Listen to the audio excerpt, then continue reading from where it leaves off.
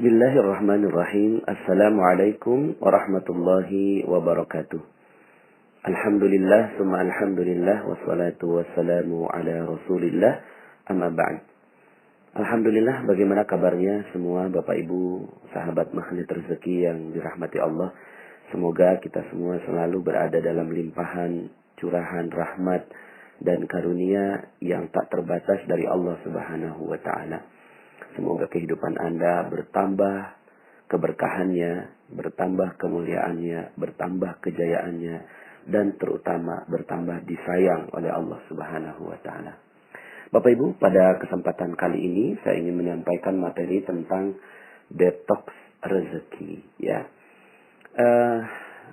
terus terang saya sudah beberapa kali tag untuk merekam materi ini, tapi beberapa kali juga saya tidak berhasil merekamnya. Bukan karena kualitas suaranya, tapi ada kekuatan yang sangat besar di dalam diri saya. Materi ini bisa membalik seluruh kehidupan Anda. Ibarat kalau kita salah jalan, kemudian kita sadar, kemudian kita tinggal U-turn atau berbelok berbalik arah.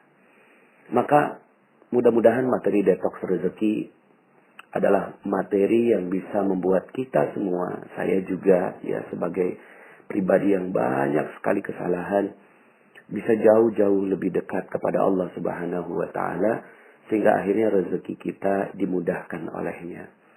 Bapak Ibu, ada banyak sekali yang merasa menyesal tentang dosa-dosa yang pernah dilakukan. Tapi lebih banyak lagi yang tidak menyesal, Bapak Ibu. Lebih banyak lagi yang tidak mengetahui tentang dosa-dosa yang dilakukan. Lebih banyak lagi yang tidak mengerti tentang perisai rezeki. Dia hanya mengerti tentang kenapa hidup susah, kenapa hidup kok jadi ribet, kenapa kok rezeki jadi seret, gitu. Kenapa kok hidup tidak mudah dijalani? Kenapa tampaknya Allah tidak adil begitu? Tapi betapa banyak orang di luar sana yang tidak sadar bahwa ternyata seluruh sebab-sebab dari yang terjadi pada kehidupannya hanyalah perisai rezeki yang dicintai betul olehnya. Sehingga akhirnya dia tidak merasa bahwa dia telah melakukan kesalahan. Maka bagi Anda yang menghubungi saya secara pribadi dan kemudian mengatakan tentang betapa hinanya diri kita, betapa hinanya diri saya ketika mendengarkan materi tentang jodoh terbaik, mendengarkan materi tentang cacat yang sempurna, mendapatkan cerita tentang betapa banyaknya orang yang bersalah lalu kemudian berharap Allah Subhanahu wa Ta'ala mengampuninya, tentang materi-materi yang berkaitan dengan apa yang sudah saya sampaikan sebelumnya. Bapak Ibu, bagi mereka-mereka yang sadar akan perisai rezekinya, saya ingin ucapkan selamat kepada Anda. Kenapa? Karena kesadaran akan kesalahan adalah rezeki itu sendiri. Kesadaran bahwa kita berbuat salah itu adalah rezeki yang tidak ternilai, Bapak Ibu. Karena siapa sih yang gak pernah berbuat salah? Siapa yang gak pernah berbuat dosa? Kullu bani Adam khatta'un. Seluruh bani Adam, tak terkecuali para nabi dan rasul, khatta'un, berbuat salah, berbuat dosa, berbuat khilaf. Wa khairul khatta' at-tawwabun, dan sebaik-baik orang-orang yang berdosa adalah mereka yang bertaubat kepada Allah Subhanahu wa Ta'ala. Di sepanjang sejarah ada banyak sekali kisah tentang orang-orang yang berdosa lalu berbalik arah. Berdosa berbalik arah lalu Allah tinggikan derajatnya. Berdosa berbalik arah Allah tinggikan derajatnya. Nabi Musa alaihissalam ketika beliau merasa tangannya hina betul ketika memukul seseorang yang dibelanya, sebenarnya ada konflik antara kaumnya Bani Israel dengan pengawalnya. Pengawalnya Fir'aun, ya. Lalu kemudian dipukul, lalu kemudian terbunuh. Dan kemudian Nabi Musa merasa hina sekali. Nabi Musa merasa dirinya bersalah sekali karena telah membunuh. Karena dalam sebuah ayat Allah Subhanahu wa taala berfirman, barang siapa yang membunuh satu manusia itu sama dengan membunuh seluruh manusia. Wa man ahyaha faka'annama ahyan nasa jami'a. Tapi sebaliknya, jika seseorang itu telah menghidupkan jiwa seseorang, maka dia sama dengan seperti menghidupkan seluruh jiwa manusia. Tapi subhanallah Bapak Ibu, kehinaan yang dianggap oleh Nabi Musa berbalik arah menjadi kemuliaan yang Allah Subhanahu wa taala pilihkan untuk beliau, yang akhirnya diangkat menjadi nabi. Ya. Jadi nabi juga berbuat salah, tapi kemudian ketika sadar akan kesalahannya, lalu kemudian Allah angkat derajatnya menjadi nabi bahkan. Nabi Yunus alaihi salam, ketika beliau sudah tidak sanggup menghadapi kaumnya, ya, yang akhirnya dia melarikan diri dari kaumnya yang Allah Subhanahu wa taala utus untuk berdakwah.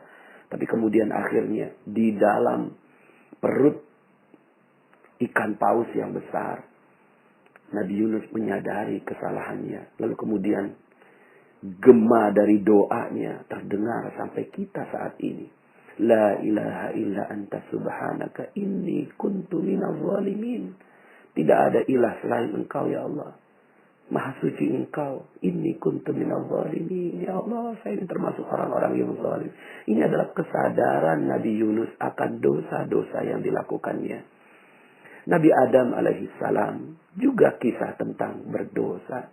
Ketika takdirnya masuk dalam surga Allah Subhanahu wa taala, lalu kemudian tergoda, ya, dan kemudian akhirnya diturunkan ke muka bumi, maka sepanjang kehidupannya Nabi Adam alaihi salam berdoa, Rabbana zalamna anfusana wa illam taghfir lana wa tarhamna lanakunanna minal khasirin. Ya Allah, aku telah menzalimi diriku sendiri. Allahumma Rabbana zalamna anfusana wa illam taghfir lana, jika engkau tidak mengampuni kami, lanakunanna minal khasirin, sungguh terjadilah kami menjadi orang yang merugi. Kisah Nabi Adam adalah kisah pengampunan, kisah pertaubatan. Sepanjang kehidupan Nabi Adam adalah meminta ampun kepada Allah Subhanahu wa taala. Maka kita melihat, jika Anda sekarang yang mendengarkan audio ini pernah berbuat salah, pernah berbuat dosa, pernah durhaka kepada kedua orang tuanya, menghancurkan terumbu karangnya, akan ada terumbu karang yang baru insya Allah buat Anda. Bagi Anda yang mungkin mendengarkan materi jodoh terbaik lalu terpukul sekali, apa begitu Pak Nas? Apa saya begitu hina? Saya pernah berzina dalam kehidupan saya sebelumnya. Bersyukurlah, karena nyawa kita belum sampai ke kerongkongan. Nyawa Anda, nyawa kita semua yang masih bisa mendengarkan audio ini belum sampai ke kerongkongan. Masih ada kesempatan untuk bertaubat kepada Allah Subhanahu wa taala. Memang benar, Allah seakan-akan ingin memberikan pesan bahwa hukumannya adalah dirajam sampai mati. Memang benar. Seakan-akan untuk menunjukkan bahwa benar-benar dosanya besar sekali. Karena selama ini kita tidak pernah menganggap bahwa itu dosa. Kita iyalah dosa, tapi kita tidak pernah menganggap bahwa dampaknya begitu besar kepada kehidupan dunia kita maupun kehidupan akhirat kita. Kita anggap ya nantilah minta ampun kepada Allah, salaman kepada manusia, lalu kemudian bertaubat kepada Allah diampuni. Enggak sesederhana itu. Ketika kita sadar bahwa ini adalah dosa yang sangat besar, maka itu adalah rezeki yang luar biasa buat kita. Mungkin selama ini Anda menganggap bahwa, waduh Pak Nas, kalau saya sudah pernah berzina, pantas saja rezeki saya hancur seperti ini. Karena memang sepertinya saya sudah tidak pantas untuk mendapatkan rezeki dari Allah. Tapi yuk sama-sama. Yuk sama-sama kita bergabung dengan kafilah pertaubatan. Dengan kafilah orang-orang yang sadar akan dosanya. Kafilah para nabi yang mengakui dosa. Kafilah orang-orang yang dimuliakan oleh Allah Subhanahu wa taala. Bahkan ada banyak sekali kisah tentang mereka-mereka yang sadar akan dosanya. Tapi kekuatan kesadaran akan dosa. Kesadaran akan dosa ini yang membuat akhirnya Umar bin Khattab. Dalam sebuah hadis, Rasulullah SAW bersabda, "Ittaqillaha haitsuma kunta wa atbi'is sayyi'atal hasanata tamhuha." Bertakwalah kepada Allah dimanapun kau berada, dan iringilah perbuatan buruk dengan perbuatan baik. Karena kebaikan dapat mengkompensasi keburukan. Maka hadis ini menjadi kabar gembira bagi Umar bin Khattab radhiyallahu an. Menjadi kabar gembira dan dijadikan ini sebagai ruh kehidupan bagi Umar bin Khattab radhiyallahu an. Ruh kehidupan bagi Umar. Ya. Ketika kesalahannya ingin ditutupi dengan kebaikan demi kebaikan demi kebaikan, sampai akhirnya Umar bin Khattab radhiyallahu an menjadi manusia mulia yang kita kenang sampai sekarang. Karya dari Umar bin Khattab radhiyallahu an, masya Allah, begitu besar. Dan ternyata itu berangkat dari sebuah kesadaran akan kesalahan. Dan ini adalah rezeki yang mulia. Rezeki yang besar. Umar bin Khattab mungkin ada perasaan khauf, ada perasaan takut. Ya Allah, apakah benar aku bisa diampuni oleh Engkau? Sementara dosaku begitu banyak, ya Allah. Tapi kemudian akhirnya Umar bin Khattab tidak larut dengan kesalahannya. Tidak larut dengan dosanya. Umar bin Khattab menutupinya dengan beramal lagi. Amal apa lagi? Amal apa lagi? Amal apa lagi yang bisa kulakukan agar bisa mengambil hatinya Allah untuk mengampuni dosa saya yang sangat-sangat besar. Maka Bapak Ibu yang dirahmati Allah Subhanahu wa taala, mungkin sebagian di antara Anda ketika mendengarkan materi tentang perisai rezeki, lalu kemudian saya mulai bongkar sedikit demi sedikit dosa-dosa yang kita lakukan. Kita merasa pantas. Ya pantas aja rezeki kita nggak datang Bapak Ibu. Karena perisai kita begitu besar. Tapi kita punya Allah. Kita punya Allah yang maha mengampuni. Yang maha sayang akan hambanya. Yang maha sayang akan hambanya. Maka mari kita juga renungkan tentang sebuah hadis. Kisah tentang seorang yang telah membunuh 99 orang. Membunuh 99 orang. Satu orang saja dibunuh. Selaksana membunuh seluruh manusia. Lalu kemudian ini membunuh 99 orang. Tapi kemudian dia sadar. Hati nuraninya keluar. Bekerja. Sensornya bekerja. Lalu kemudian ada hidayah yang merasuk di dalam hatinya. Lalu kemudian bertanya, apakah aku bisa diampuni ya Allah? Sementara aku telah membunuh 99 orang. Lalu kemudian dia bertemu dengan seorang ulama pada saat itu. Ya, ini cerita di zaman Bani Israel dikisahkan oleh Rasulullah SAW. Pada saat itu bertemu ulama. Wahai syekh, wahai ulama, saya ini telah berdosa. 99 orang telah saya bunuh. Apakah saya bisa diampuni oleh Allah? Tapi kemudian ulama ini mengatakan, mana mungkin kau bisa diampuni? Satu orang saja sudah selaksana membunuh seluruh manusia. Kamu telah membunuh 99 orang. Karena perasaan begitu putus asa akan rahmat dari Allah Subhanahu wa taala. Akhirnya ulama ini dibunuh dan genaplah 100. Tapi kemudian manusia yang ingin bertaubat ini datang kepada ulama kedua yang kemudian mengatakan Allah maha mengampuni sampai akhirnya batas ketenggorokan. Sepanjang nyawa masih ada, maka masih bisa diampuni oleh Allah dengan syarat engkau meninggalkan seluruhnya dan pindah ke satu tempat yang lebih baik. Kemudian akhirnya dia lakukan itu dan singkat cerita, akhirnya seorang pembunuh yang telah membunuh 100 orang ini akhirnya meninggal dunia di tengah perjalanan. Dan ketika malaikat maut, malaikat berselisih tentang hal ini, apakah dia masuk surga atau masuk neraka. Lalu kemudian diukur, ternyata beliau lebih dekat ke tempat desa yang dia tuju, ke tempat dia untuk bertaubat. Maka Bapak Ibu yang dirahmati Allah Subhanahu wa taala. Mungkin sebagian di antara Anda seakan-akan sepertinya sudah tidak lagi punya harapan kepada Allah. Tapi yuk sama-sama kita renungkan tentang ayat-ayat Allah Subhanahu wa taala dan hadis-hadis Nabi yang bercerita tentang hal ini. Dalam Al-Qur'an disebutkan dalam surat Az-Zumar ayat 53 sampai 54. Qul ya ibadiyalladzina asrafu ala anfusihim la taqnatu min rahmatillah. Innallaha yaghfiruz dzunuba jami'a innahu huwal ghafurur rahim. Katakanlah, hai hamba-hambaku yang melampaui batas terhadap diri mereka sendiri, janganlah kamu berputus asa dari rahmat Allah. Sesungguhnya Allah mengampuni dosa-dosa seluruhnya. Sesungguhnya Dialah yang Maha Pengampun lagi Maha Penyayang. Wa anibu ila rabbikum wa aslimu lah. Wa aslimu lahu min qabli ayyatiyakumul azab. Tsumma la tunsarun.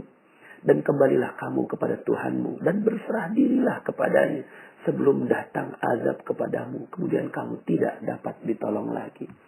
Bapak Ibu, bagi sebagian Anda yang mengalami musibah dalam kehidupannya, musibah dalam rezekinya, musibah dalam kehidupannya karena dosa-dosanya begitu tebal, begitu besar.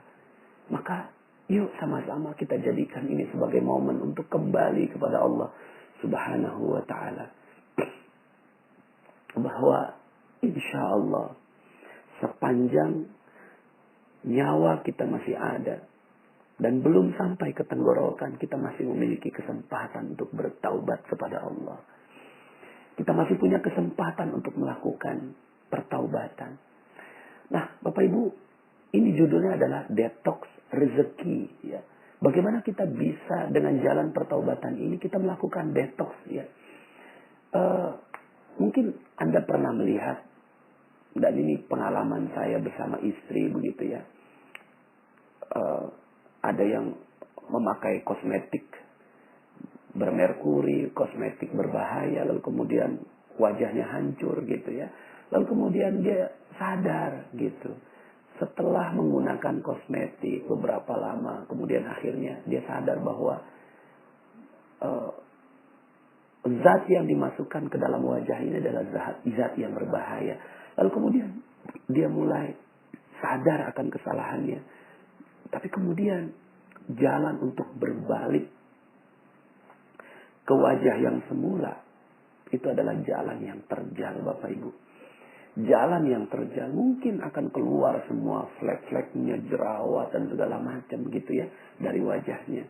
Tapi kemudian ketika ada yang memahami bahwa ini adalah proses detox, ini adalah proses detoksifikasi, keluarnya racun dari seluruh tubuh, maka dia bisa menerima dengan begitu sabarnya.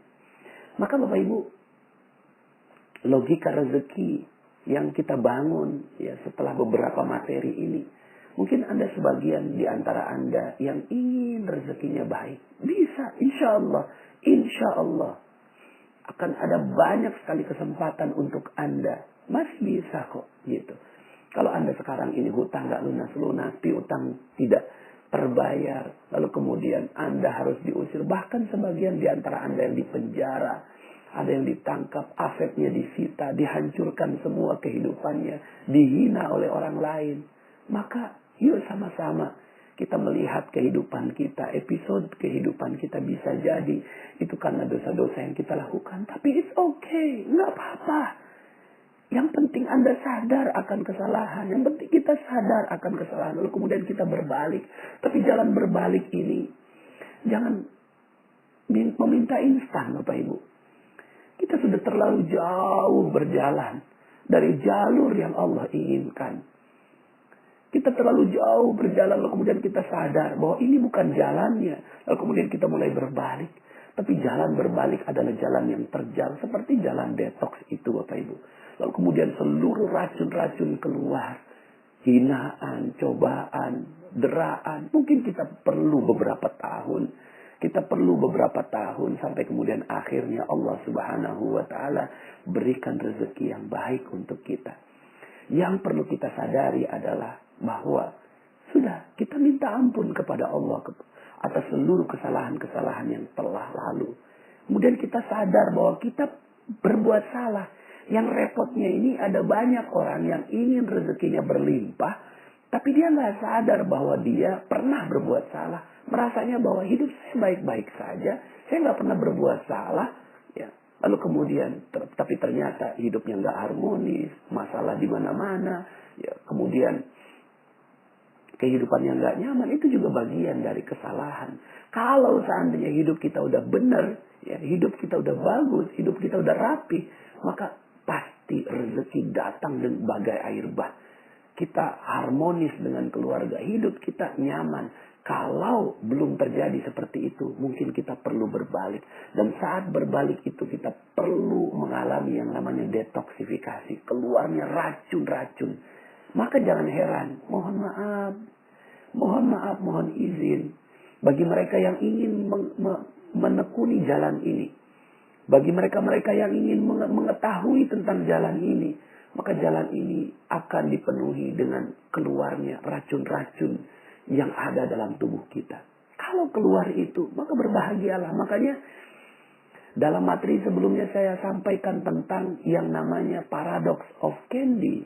Akan ada bungkus-bungkus yang banyak yang dikeluarkan. Mungkin barang Anda hilang. Mungkin Anda akan dihina orang. Mungkin ya akan ada banyak sekali pengorbanan yang keluar dari diri Anda. Tapi itulah prosesnya. Itulah detoxnya.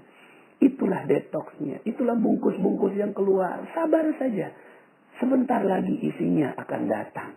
Ya, sebentar lagi isinya akan datang. Mungkin saya ingin sedikit cerita tentang ada satu kisah yang saya lihat betapa dahsyat buat saya dan detoxnya cepat begitu ya. Ya mungkin bukannya cepat ya, tapi di antara jalan yang Allah pilihkan untuk detoksifikasi ini Allah kasih hadiah gitu. Allah kasih hadiah. Ini kisah tentang seorang nenek. Nenek ini hobinya minta-minta Bapak Ibu. Setiap hari minta-minta. Setiap hari minta-minta. Dia nggak sadar bahwa minta-minta adalah dosa. Berharap kepada manusia, meminta-minta, ini adalah dosa. Dia nggak sadar ini. Dan dia merasa, oke, yang lain dia berada di dalam komunitas peminta-minta. Ini adalah sesuatu yang wajar. Ini adalah mencari nafkah. Tapi dia nggak sadar bahwa ternyata Allah nggak suka dengan perbuatan ini. Maka kemudian akhirnya dia tahu bahwa dia dapatkan kisah tentang Ustadz Yusuf Mansur. Dia datanglah ke pengajiannya Ustadz Yusuf Mansur. Ya. Akhirnya dia datang bukan buat ngaji, tapi buat minta-minta. Ya, sampai akhirnya ya panenlah Bapak Ibu ya. Karena Ustadz Yusuf Mansur ini mendoktrin jamaahnya untuk sedekah. Ya, sementara si nenek ini ada di luar. Ya. Tinggal menengadahkan tangan sampai kemudian akhirnya seluruh jamaahnya menjadikan sang nenek ini sebagai alat praktikum Bapak Ibu ya. Lalu kemudian dia lakukan itu terus sampai kemudian akhirnya ketahuan sama jamaah Bapak Ibu. Dilaporkan sama Ustadz Yusuf Mansur. Ya kemudian ketemu. Nenek datang pengen minta-minta. Enggak Ustadz, saya nggak pengen minta-minta. Saya pengen ngaji Ustadz. Wah ini banyak orang yang laporan nenek seperti ini. Enggak Ustadz, gini aja deh. Kalau besok datang pengen ngaji silakan dah. Tapi kalau datang pengen minta-minta lebih baik jangan gitu. Kurang lebih seperti itu isinya nasihat Ustadz Yusuf Mansur kepada sang nenek. Akhirnya itu si nenek datang lagi besoknya. Tapi berubah niat Bapak Ibu. Berubah niatnya. Yang tadinya pengen minta-minta sekarang ngaji. Kenapa? Karena udah ketahuan sama Ustadz Yusuf Mansur. Sampai kemudian akhirnya ini nenek ngaji. Sampai kemudian akhirnya ada tuh si nenek, ada Ustadz Yusuf Mansur, ada saya. Ini si nenek ini ngoceh aja depan Ustadz Yusuf Mansur gitu ya. Nggak tahu orang yang diocehin orang yang sibuk. Sampai kemudian Ustadz Yusuf Mansur bilang gini, udah nek gak usah banyak ngomong. Nih gue mau kasih duit. Ya, yang tadinya dia ngoceh langsung diem gitu. Ya, gue mau kasih duit. 250.000. Tapi bukan buat nenek semua. Ya, 190.000. Bagiin ke orang lain sebagai sedekah. 60.000 buat nenek sebagai ongkos bagiin sedekah. Paham? Nggak paham Ustadz, kata tuh si nenek. Ya akhirnya Ustadz Yusuf Mansur ngelihat saya. Nas, Terusin mas, gue banyak urusan. Akhirnya pergilah Ustadz Yusuf Mansur. Saya berhadapan sama si nenek. Oh mungkin tadi Ustadz Yusuf Mansur ngejelasinnya kecepetan. Saya akhirnya jelasin pelan-pelan. Nek, Ustadz Yusuf Mansur mau ngasih duit. Gitu.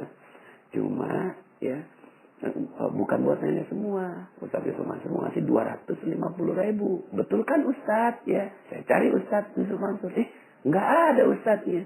Oh ternyata nerusinnya bukan cuma nerusin jelasin, nerusin ngasihin duit gitu kan.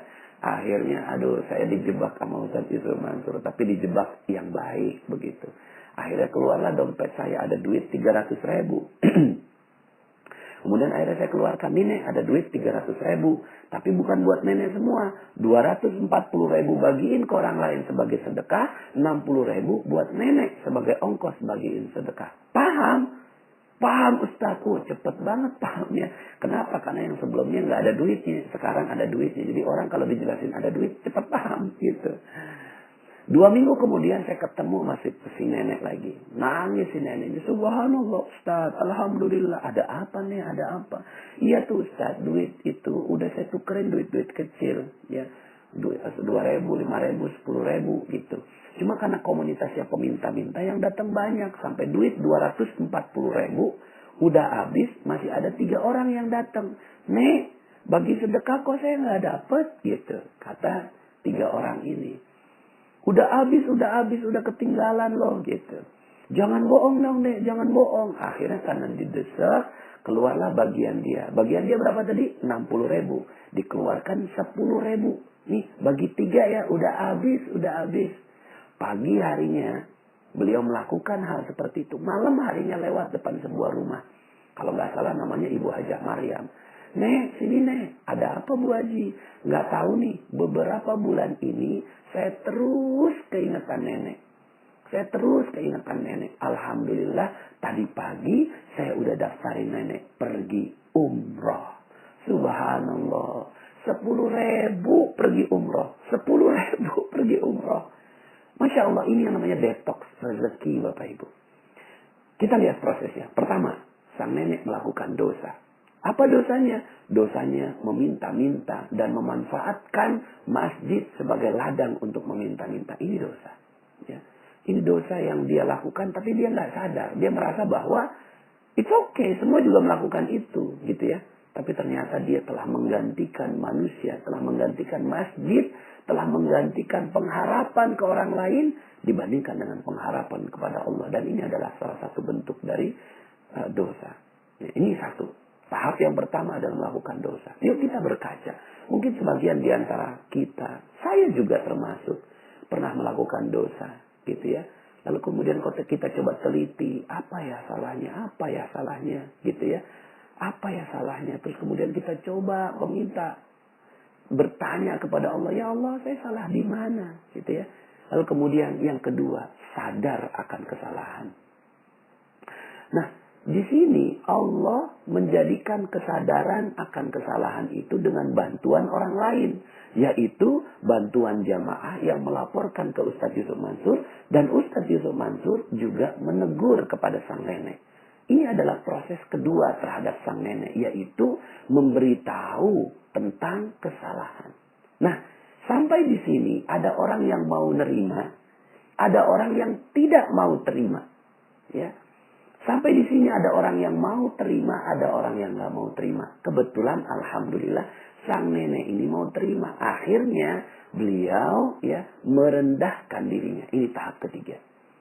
Pertama, terjadi dosa. Kedua, disadarkan akan dosanya. Yang ketiga, merendahkan hatinya kepada Allah Subhanahu wa Ta'ala dan merasa bahwa dirinya pernah melakukan salah dan meminta ampun kepada Allah Subhanahu wa Ta'ala. Proses merendahkan diri di hadapan Allah ini dilakukan oleh Nabi Adam sepanjang 1000 tahun.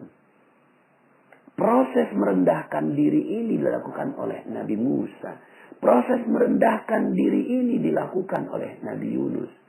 Proses merendahkan diri ini dilakukan oleh Umar bin Khattab radhiyallahu anhu. Sehingga ketika setiap beliau ingat akan wajah anaknya, beliau selalu menangis. Ini adalah proses merendahkan diri di hadapan Allah. Ya. Dan proses merendahkan diri ini ya dilakukan dengan sepenuh kesungguhan. Kemudian setelah merendahkan diri di hadapan Allah, baru yang keempat, mengisi dengan aktivitas yang bisa menutupi dosa tersebut. Ya. Yang dilakukan oleh sang nenek adalah ngaji, gitu ya. Ini yang dilakukan oleh sang nenek. Nah, yang dilakukan oleh Umar bin Khattab adalah menutupi dengan berbagai amal soleh. Maka kita harus haus, gitu ya. Harus haus, apalagi nih amal soleh yang harus saya lakukan. Makanya janji Allah terhadap berbagai amalan itu adalah diampunkan seluruh dosa. Ini ada proses detox, gitu ya. Ini ada proses detox sehingga akhirnya ya, yang dilakukan oleh seorang mukmin adalah mencari detoxnya. Apa nih yang harus saya lakukan agar bisa mendetoks dosa-dosa saya, agar bisa menghancurkan seluruh dosa-dosa saya. Begitu, ya. Maka di sini menutupinya dengan berbagai amal soleh, beramal lagi. Haus dengan amalan-amalan yang Allah janjikan untuk pengampunan dosa. Nah, untuk kasus sang nenek ini beliau akhirnya ngaji. Dan saya yakin proses ngaji yang dilakukan oleh sang nenek ini pedih sekali. Kenapa pedih? Karena dia biasa mendapatkan uang dari pengajian. Tapi sekarang ini tidak mendapatkan. Maka bisa jadi kehidupannya berat. Bisa jadi kehidupannya sulit. Bisa jadi kehidupannya tidak mudah Bapak Ibu. Tapi beliau terima. Kenapa? Karena udah ketahuan ya. Ini dipaksa. Ini detox terpaksa namanya. Tapi Anda, insya Allah ya. Saya yakin Anda yang mendengarkan audio ini adalah mereka-mereka yang tegar. Yang siap menerima detox dari Allah Subhanahu wa Ta'ala. Maka ada yang mengalami detoxnya selama 7 tahun. Ada yang detoxnya selama 2 tahun, 3 tahun, 5 tahun dan seterusnya. Nah ini Bapak Ibu. Ya, mengalami beratnya ujian ketika kembali. Jadi yang pertama dosa. Melakukan dosa. Ini tahap pertama. 2, sadar akan kesalahannya. 3, merendahkan diri di hadapan Allah Subhanahu wa Ta'ala. Yang keempat, diisi dengan berbagai amalan-amalan untuk mempercepat ditimbunnya dosa-dosa itu. Dan yang kelima adalah bersabar dengan prosesnya. Bersabar dengan proses detoxnya. Ya. Bersabar dengan prosesnya. Yang keenam, bersabar ketika muncul berbagai kesulitan-kesulitan dalam proses detox ini. Ya. Kalau ini yang sudah dilakukan, maka terjadi yang keenam, Bapak Ibu. Yang keenam ini adalah ujian. Ujian terhadap proses detox kita.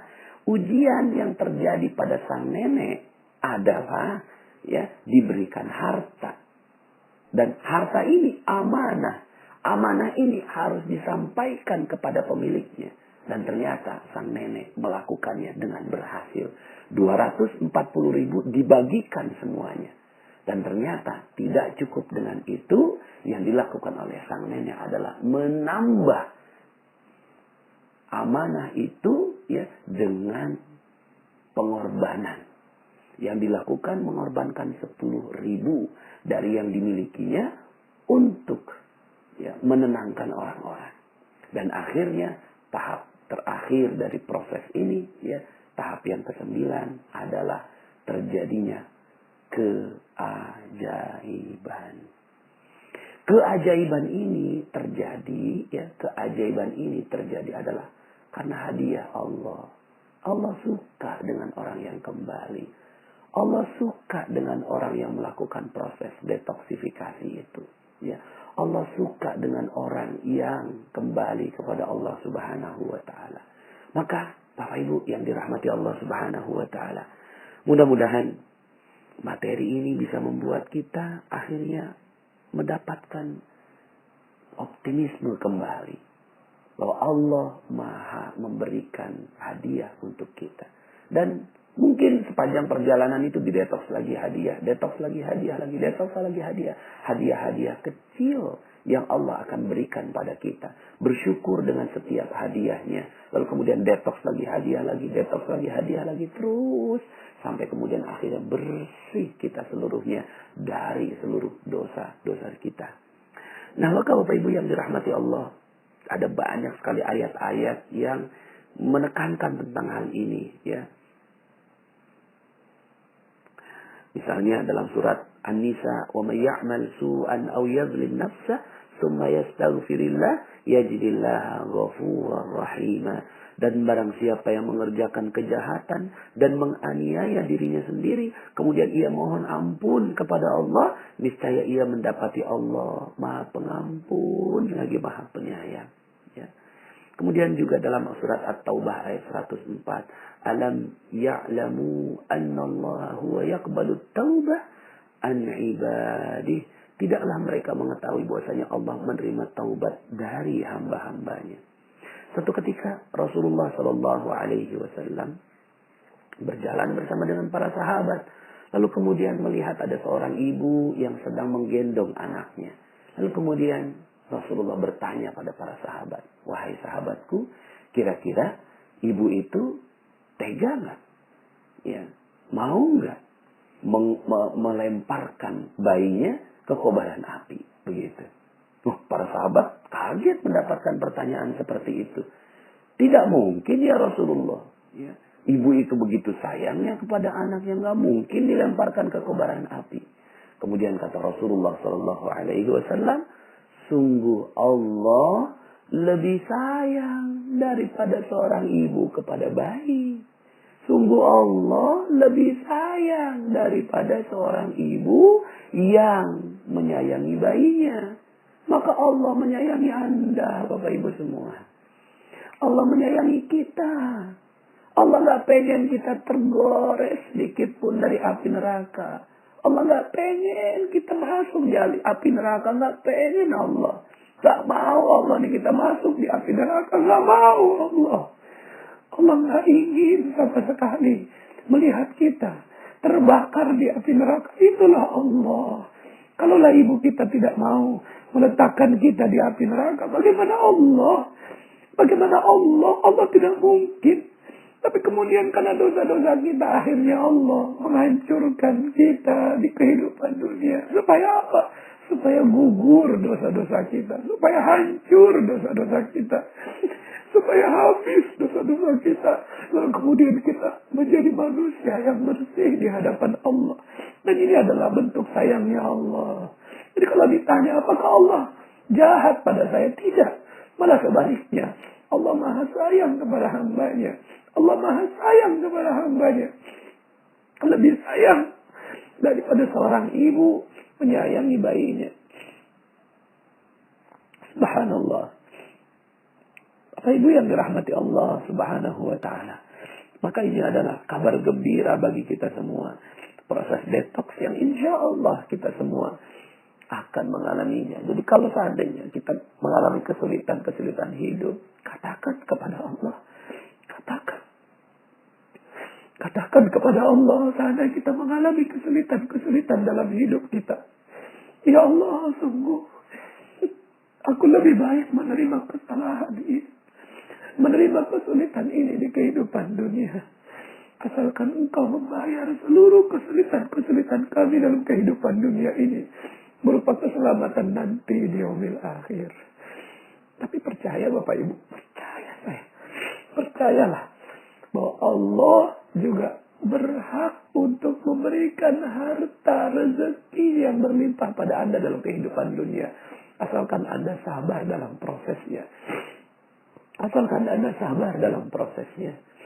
Di akhir dari audio ini saya ingin membacakan sebuah hadis yang ada dalam kumpulan hadis Arba'in nomor 42. Dalam sebuah hadis qudsi, Anas radhiyallahu an berkata, aku mendengar Rasulullah sallallahu alaihi wasallam bersabda, Allah Subhanahu wa taala berfirman, wahai anak Adam, selama kalian mau berdoa dan berharap kepada aku, pasti ku ampuni dosa yang pernah kalian lakukan. Pasti ku ampuni dosa yang pernah kalian lakukan. Dan aku tidak peduli. Wahai anak Adam, seandainya dosa kalian membumbung setinggi langit. Membumbung setinggi langit. Lalu kalian memohon ampun kepadaku. Pasti aku ampuni.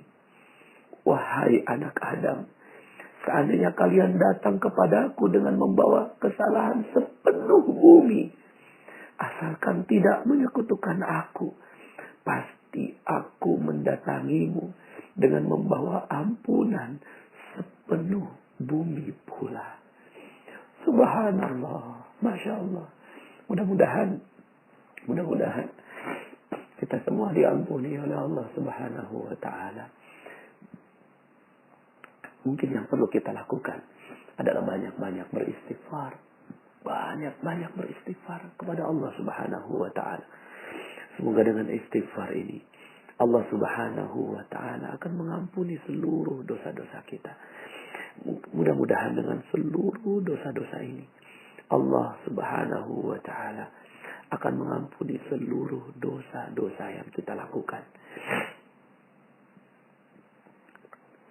Yang kita bisa lakukan adalah beristighfar, lalu kemudian bertaubat kepada Allah Subhanahu wa ta'ala. Kemudian kita baca doa Sayyidul Istighfar yang nantinya akan saya ajarkan dalam kesempatan berikutnya. Kemudian juga membaca tahlil La ilaha illallah. Membaca La ilaha illallah.